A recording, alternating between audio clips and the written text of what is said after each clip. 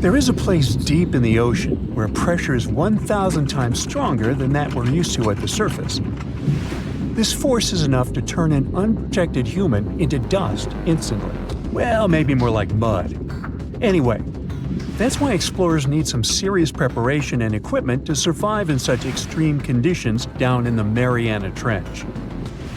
It is as wide as 20 national malls in Washington, D.C., and about 1/5 as long as the diameter of Earth. People who went all the way down describe it as a chilly, quiet, and very peaceful place. They saw a bright blanket of red and yellow rocky outcrops, and there was a whole variety of unique, small, translucent animals. The popular myth is that more people have gone to the moon than to this deepest place on Earth is not true, though. In total, 24 humans flew to the moon, and at least 27 brave souls dove down to the Mariana Trench. Most of them were explorers and not proper scientists. They just go there for the thrills and also to collect video evidence of different wildlife, geological formations, and human-made objects. Humans started traveling around space and into the ocean depths at around the same time. The first moon landing was in 1969. And the first person to go down the Challenger Deep, the deepest part of the Mariana Trench, did so in 1960. This unusual location got its name after the British ship HMS Challenger, which first located this massive drop in the ocean floor at the end of the 19th century. It would take 8 more decades before the first human went down to it. Explorers didn't manage to do it in a conventional submarine. They used a type of submersible called a bathyscaphe. The Swiss oceanographer Auguste Piccard designed his own in 1953. 7 years later, the submersible managed to do the impossible. It had reached a depth of nearly 36,000 feet. But what explorers saw was merely a fraction of the trench's full size. The fact that it is so huge of the Mariana Trench is just one of the reasons why it's mostly unexplored today. The absence of light is another major issue. Sunlight is incapable of reaching such profound depths, so the entire trench from top to bottom lies in absolute darkness. Because of such conditions, the ecosystem is a lot different than the shallower regions of the Pacific. This puts immense pressure on marine wildlife. Yeah, the pun is intended. Another reason why it's so challenging to survive there is the temperature. Water freezes at 32 degrees Fahrenheit. At the bottom of the Mariana Trench, the ocean is just a couple of degrees above freezing. One of the factors that hasn't let this area turn into a giant icicle is the fact that salt water has a slightly lower freezing point. The other reason is geothermal energy that warms the ground at the bottom of these just enough for it not to freeze. That's why submersibles need to have proper insulation to navigate these icy conditions. When they reach the bottom, researchers find out that this desolate and harsh climate is home to several animal species. They encountered arrow-toothed eels, snailfish, and spoonworms at various depths. There were even strange-looking translucent sea cucumbers and shrimp-like amphipods. The biggest surprise was microbial mats thriving on methane and hydrogen from the mud. Among the species, the Mariana snailfish looks like a master of the environment that can go farther and deeper into the trench to feed on prey than its competitors. Despite its seemingly fragile appearance, the snailfish has adapted to withstand extreme pressures, a superpower it wouldn't be able to survive without. The exotic life forms that live deep down aren't normal-sized, since deep-sea gigantism makes them grow significantly larger than their counterparts in other ecosystems. One example is the giant tube worm, which can be 6 feet long. Science has a hard time explaining the exact cause of this form of gigantism. Thermal vents are just one of the possible explanations. All of these factors might help explain the huge time gap in researching the Mariana Trench.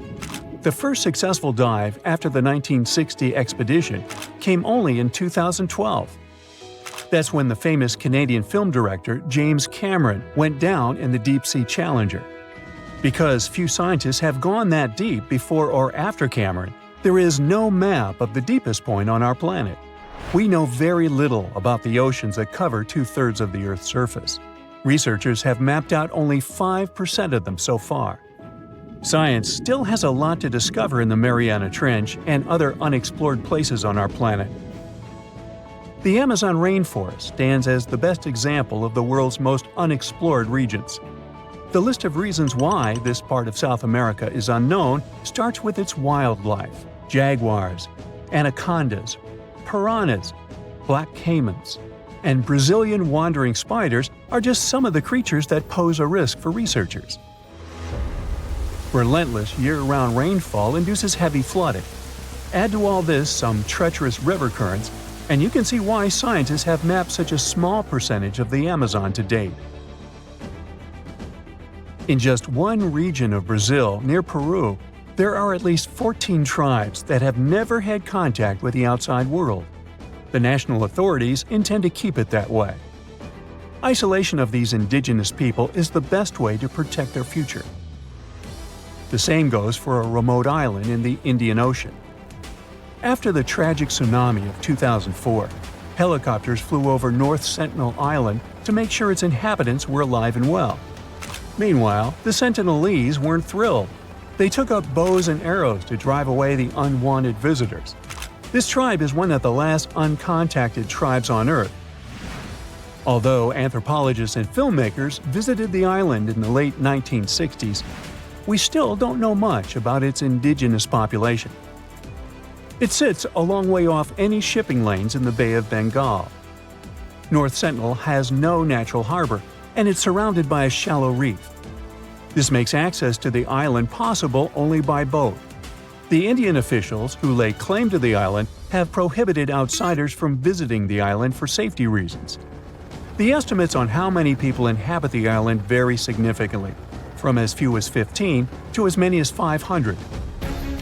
The island is not tiny. It's about 5 times as big as London's Heathrow Airport. Apart from occasional contact during the past 2 centuries, the Sentinelese must have been isolated for a long time. They are related to other indigenous groups in the Andaman Islands, but their neighbors cannot understand a word of their language. The continent of Antarctica has no permanent human settlements at all. The only people who periodically live there are international scientists. This vast expanse of ice and snow, roughly the size of the United States and Mexico combined, still has many regions where humans haven't set foot. Satellite imagery and photos that NASA's aircraft made from the air have mapped out the entire continent. So we know where to go, but it's not that easy. The reason for this are all the adjectives that go with Antarctica.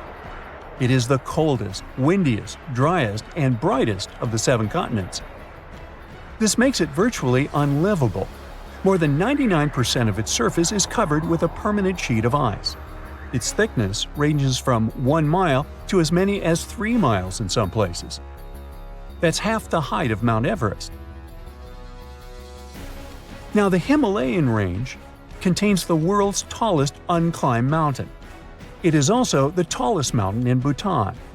In the local language, the mountain's name translates as White Peak of the 3 spiritual brothers. Out of respect for the spiritual beliefs of the local population, national authorities restricted and then completely banned mountaineering at the beginning of the 21st century. To this day, there is no evidence that any climber has ever managed to successfully reach the summit of this mysterious mountain. It's one of the most intriguing locations in the world. Covered in darkness and miles underwater, this extreme environment is home to some unusual creatures and phenomena. It's called the Mariana Trench, and it's the deepest oceanic trench on Earth. No wonder it's been so difficult to explore. Because of the risky conditions, people aren't able to explore this location without proper equipment. But what would happen if we threw a steel ball down there? Let's start with some basics. How did they first discover this enormously deep hole in the ocean? HMS Challenger identified it back in 1875. The ship had some pretty fancy sounding equipment for its time, but it wasn't nearly good enough to be able to fully explore the trench. Some decades later, in 1951, another ship, The HMS Challenger 2 came back to the location better equipped. The vessel featured an echo sounder and was able to take accurate measurements of what seemed to be the deepest point on the surface of our planet. If you were to look at it in 2D, you'd see the trench measures 1,500 miles in length and 43 miles in width on average. It also looks sort of like a crescent-shaped scar when you observe it from above. Nothing out of the ordinary so far, right? Well, if you were to stretch a wire from the surface of the ocean to the trench's deepest point, it would measure a staggering 7 miles. If we were able to physically move Mount Everest, which is the Earth's tallest mountain, to cover the Mariana Trench, it still wouldn't be enough, falling short by about a mile.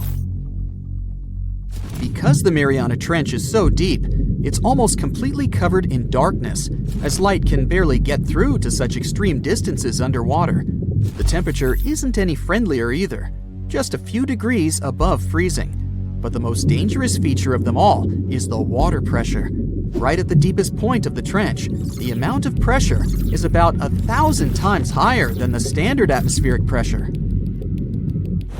Not a lot of people ever attempted to descend into the Mariana Trench.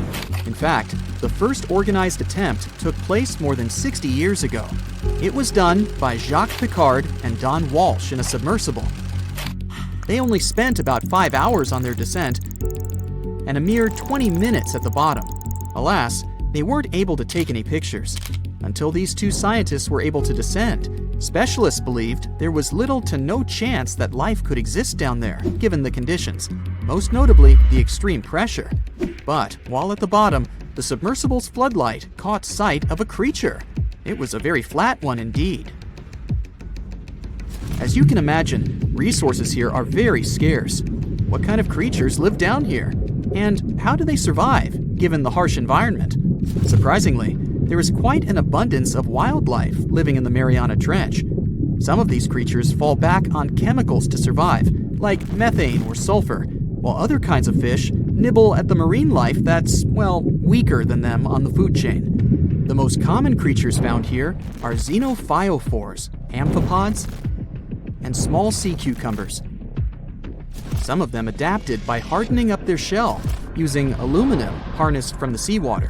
Smaller creatures, like microbes, adapted by feeding on the chemicals emitted when the seawater hits the underwater rocks.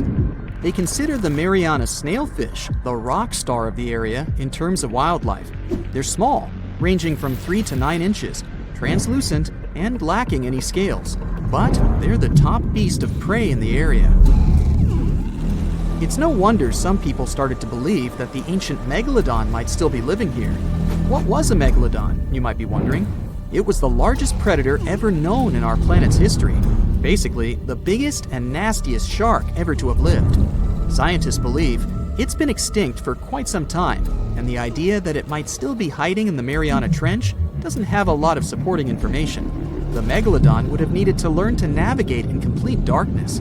It would either have to be bioluminescent or evolve to have massive eyes. More so, because of its school bus-like size, the Megalodon would have needed a lot to eat. Microbes and small snailfish just wouldn't have done the trick. If a steel ball were to be dropped in the trench, what would be its effect on it? Would the ball be strong enough to sustain such pressure? Let's look at the science here. If we assume it's a solid steel ball, the pressure found at the bottom of the trench wouldn't be enough to really affect it and cause permanent damage.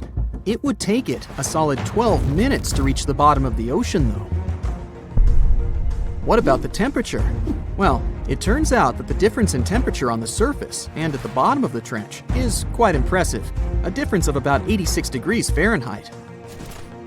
So, it would cause the ball to shrink a bit, but yet again, once the ball returns to the surface, it would simply come back to normal. Should the ball get stuck there, there's another interesting question to answer.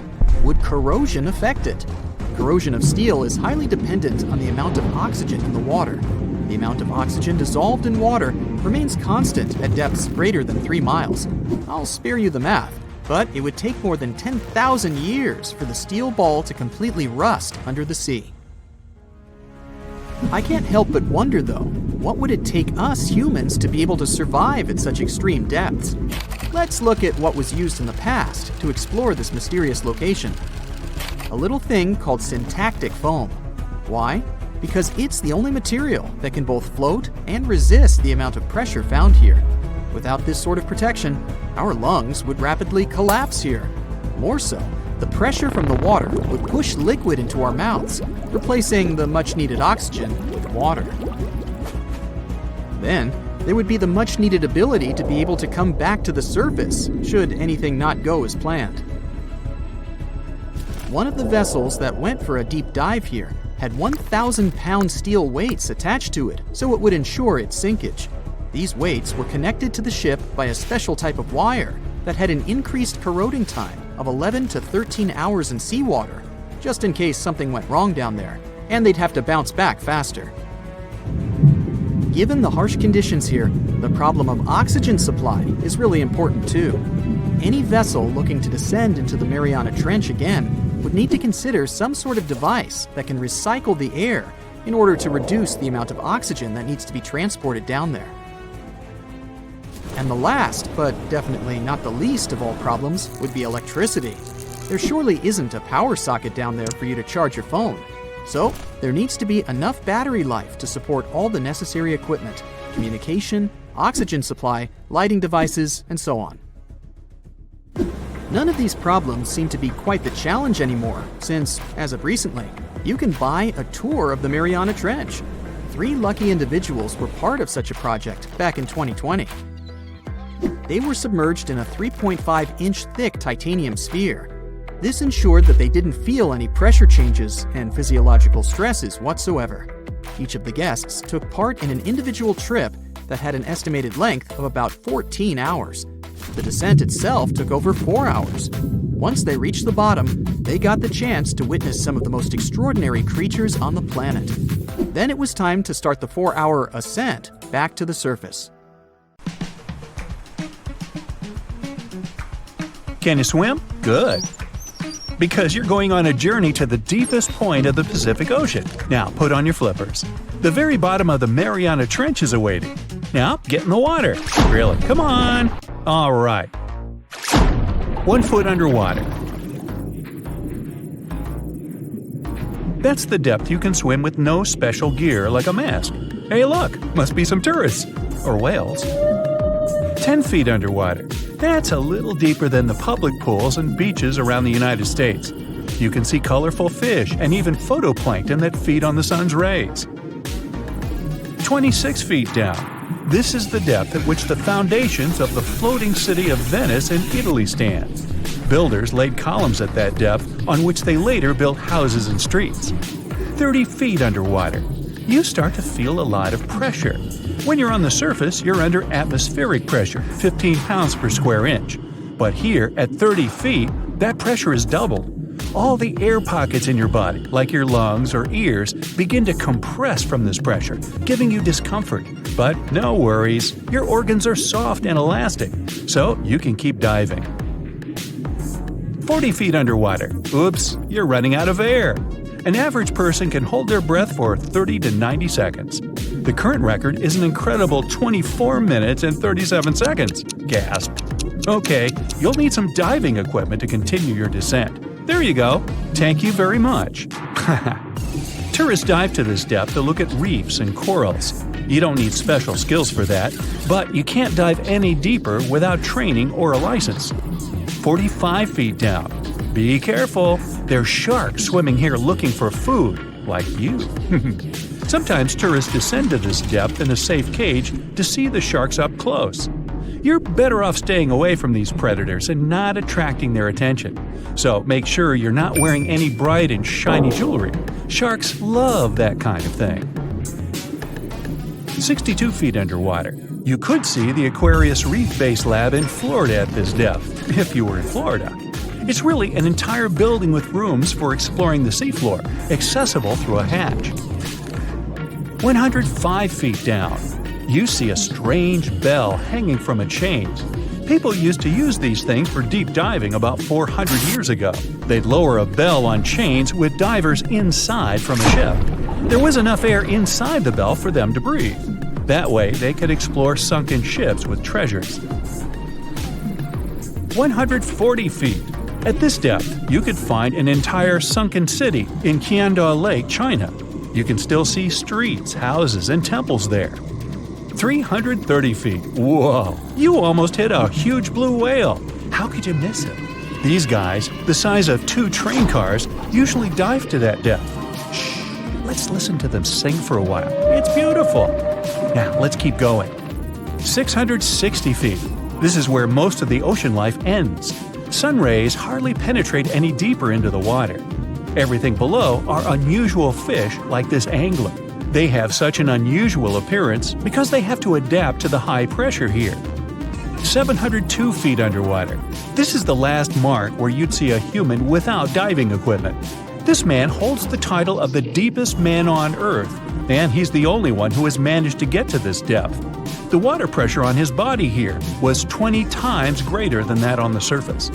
985 feet. Ooh, what was that sound? Whoa, that's a submarine.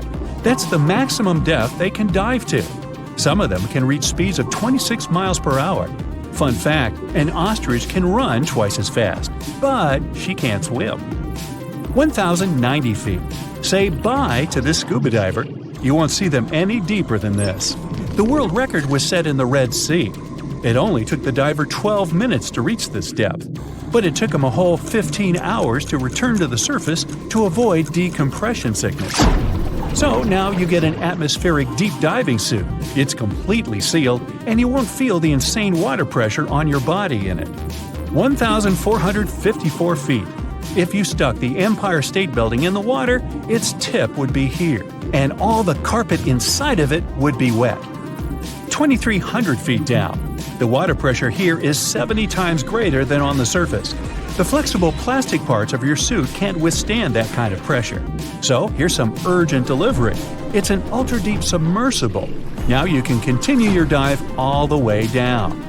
2,717 feet. Here you'd see the tip of the tallest building on Earth, the Burj Khalifa. Alright, who's sinking all the tall buildings around here?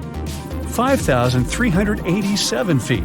This is the depth of one of the oldest and deepest lakes in the world, Lake Baikal. Its area is slightly larger than the entire country of Belgium. 8,040 feet. That's the record depth the Perdido oil platform reaches in the Gulf of Mexico. And its above-water part with 3 decks is almost as high as the Eiffel Tower. 11,962 feet. This is the average depth of the Atlantic Ocean. You can see a huge tube as wide as a giraffe's neck, and it just seems to be endless. True, this cable connected Europe and North America and used to serve for telegraph communications. 12,303 feet underwater. Suddenly, in the darkness, you see the outline of a ship. No way! That's the Titanic itself. The intense water pressure would crush a person at this depth, so you can only dive down to the Titanic in a submarine.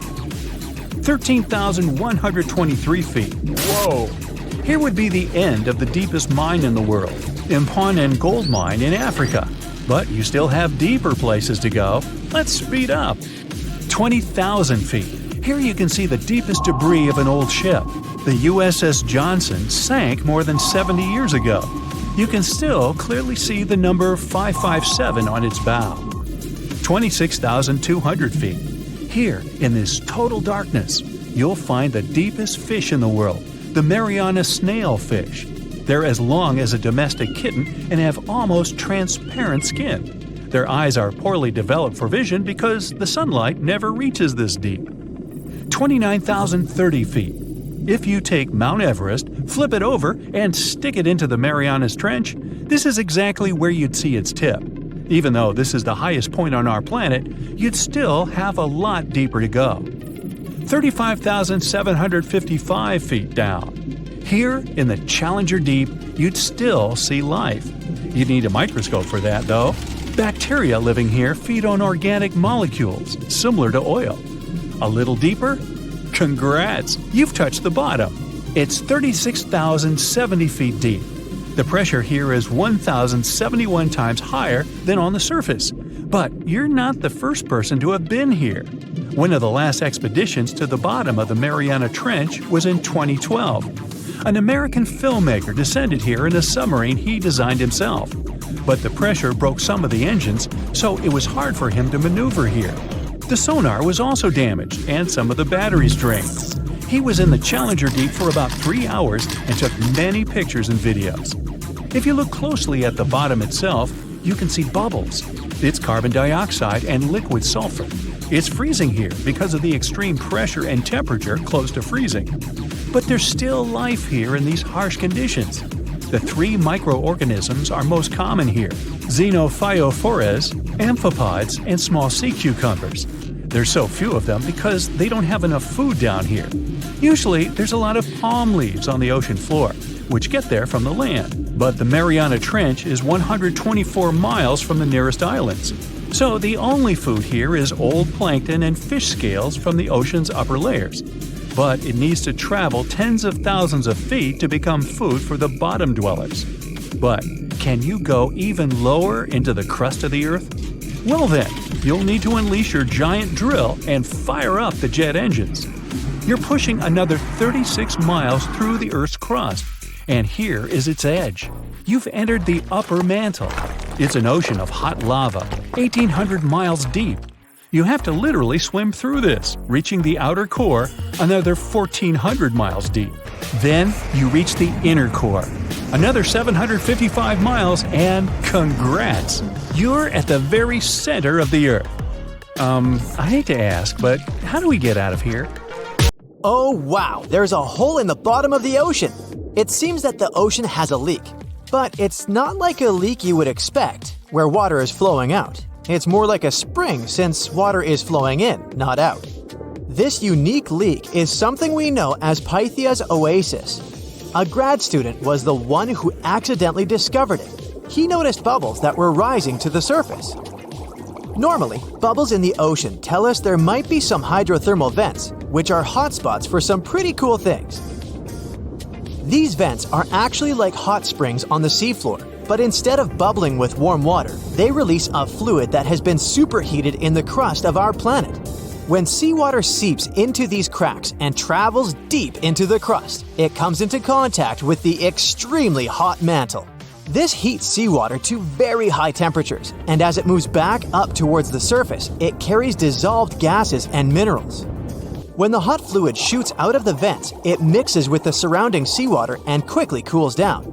Just a short distance away from the vent, the temperature can drop to a comfortable 68 degrees Fahrenheit or so, which is, as it seems, exactly what some creatures like. And there are some real weirdos living down there in the darkness, like ghostly fish, giant red-tipped tube worms, and a unique type of shrimp with eyes on their back. And some of them, like tube worms and bacteria, rely on the chemicals and minerals released by the vents to survive in harsh conditions. But in this case, the bubbling water didn't come from a hydrothermal vent. It was there because of a spring, and that's a bit more concerning. You see, the water in this reservoir needs to stay where it is. If too much of it seeps out, there could be some serious consequences, especially for the surrounding area. You can see this unusual leak along the Cascadia subduction zone, which is a massive fault line off the Pacific Northwest coast. It's a place where two pretty big plates that make up Earth's crust come together and slide along each other. The water from Pythia's oasis kinda acts as a lubricant between these plates. You can think of the fault zone as an air hockey table. When the fluid pressure is high, it's like you've turned the air on. That means the friction between the plates is reduced, which allows the plates to move. But if the fluid pressure is lower, the two plates can lock together, which then leads to the buildup of stress. Not that they'll feel bad. In the context of tectonic plates, stress is some pressure or force that can cause deformation. And if this stress starts to build up, at some point, it's gotta go somewhere.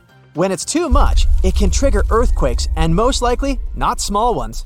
For example, a release of stress in the Cascadia subduction zone could lead to a magnitude 9 earthquake.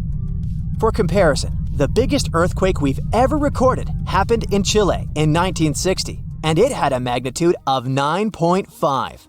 The damage was enormous. So we hope the water will stay in its reservoir and keep maintaining the delicate balance between the tectonic plates. We've explored only 5% of the ocean. Who knows how many cool things are there at the bottom, waiting to be found? For example, check out these mysterious holes scientists have stumbled upon in the depths of the Atlantic Ocean, near the Azores. They're neatly aligned and are about 4 inches apart, or in some cases, even several feet. They resemble punctures left by a sewing machine. Some think these holes could have a biological origin. For instance, some fish may have made them while walking along the seafloor. Others believe we could be looking at something that's human-made, maybe left by a spiked tire. Of course, such holes are perfect for making up stories about creatures from other planets who allegedly made them. Or maybe even legendary monsters, like that one from Loch Ness. It's definitely hard to explain such symmetry of the holes, but one deep-sea biologist offered a pretty good explanation. He said there could be an animal burrowing beneath the sediment, and from time to time, it could make little chimneys just to get access to clean water circulation in its small burrow. I mean, there are sediment piles around the opening of each hole, and they do support the idea that something pushed the soil from below. But there's still no proof these holes are actually connected beneath the surface. And there are also a lot of things hidden at the bottom of the oceans and seas that ancient civilizations left us. For instance, archaeologists made a really cool discovery off the southern coast of Croatia, a road hidden under layers of sea mud that's 7,000 years old. They found the ancient road at the Sunken Neolithic site of Solin. The site of Solin was a human-made island in ancient times, and an archaeologist discovered it 2 years ago. He was studying satellite images of the area around Korčula, one of the beautiful Croatian islands. When he realized there could be something interesting at the bottom of the sea, he dove into the water with his colleague. And under the surface of the Adriatic Sea, which is part of the Mediterranean Sea, at a depth of 13 to 16 feet, they found stone walls that were most likely part of some ancient settlement. The landmass where people built the settlement was separated from the main island by a narrow stretch of land. Luckily, this area is protected from big waves by the surrounding islands, so the site remained relatively well preserved. It's now hidden beneath the surface of the sea and covered in mud. But it's so exciting to imagine how people walked on that road nearly 7,000 years ago, visiting nearby settlements. If you want to see the weirdest creatures, you can always head to the bottom of the sea. Actually, scientists have determined there could be more than 30 potentially new species at the bottom of the Pacific Ocean. They've collected them using their remote-controlled vehicle. That's a big step because until recently, they could only study such creatures through photographs. I'm talking about segmented worms, different types of coral, some invertebrates similar to centipedes, and many others. But there are also many old freaky creatures that we already know about that look like they came from sci-fi movies. Red octopus, blobfish. Okay, this one kinda looks normal until you raise it to the surface. The goblin shark, Sloane's viperfish, zombie worms. Ugh. Yeah, I hear ya. Let's move on. The seafloor hides things from space too. There are traces of rare forms of plutonium and iron at the bottom of the Pacific Ocean. And what's awesome is that all this has come from space. These radioactive materials probably formed during some kind of cataclysmic event in space and eventually made their way out to our beautiful home planet. And this extraterrestrial debris most likely appeared on Earth within the past 10 million years. After it fell to the Pacific Ocean and settled at a depth of almost a mile, it became part of all those layers of rock down there. Plutonium is especially exciting for scientists. I mean, only tiny amounts of it have been found. Hundreds of atoms maybe. But it's still remarkable because these atoms are created by exploding stars. Things like this can help us better understand how the universe produces elements heavier than iron, like plutonium, gold, uranium, and platinum. We're still not sure about the origins of these elements. For a long time, scientists believed that supernovae, which is when a star comes to its end in a fabulous explosion, were responsible for creating these heavy elements. But it seems it's not just that. Some other cosmic events, such as the collision of neutron stars, which are super dense collapsed stars, or some rare types of supernovae, could also be involved. Whoa, let me get my popcorn. It happened 66 million years ago. Hey, it could have been September. A massive asteroid slammed into Earth, bringing along chaos and devastation. The tragic aftermath of the terrifying collision led to the extinction of dinosaurs. Yes, I'm talking about the Chicxulub asteroid that left a massive crater in Mexico and changed life on Earth forever. And now, it turns out it wasn't the only cosmic rock to hit our planet during that time. Scientists have just confirmed there was another asteroid. This second space rock wasn't as big as Chicxulub, but it still packed a punch. It crashed to the ground off the coast of West Africa, smashing into the ocean and leaving a crater called the Nader crater. And tell you what, it wasn't a small splash. The impact was so powerful, it triggered a whole tsunami. It was more than 2,600 feet high, almost as high as the Burj Khalifa, the tallest man-made structure in the world. But how did we come to the conclusion that there was a second impact? Well, this researcher spotted the Nader crater in 2022. Dr. Nicholson was looking for some high-tech scans of the ocean floor when he noticed a massive 5.5-mile-wide depression under almost 1,000 feet of water. Well, he thought it could be an asteroid impact crater, but at the time, the evidence he had wasn't solid. But now, scientists have confirmed that this is the real deal. A second asteroid did hit Earth during the dinosaur extinction era. Now, let's see how they figured all this out. For one thing, there were those super high-resolution 3D seismic images. They allowed researchers to peel back layers of the ocean floor and get a crystal-clear look at the crater.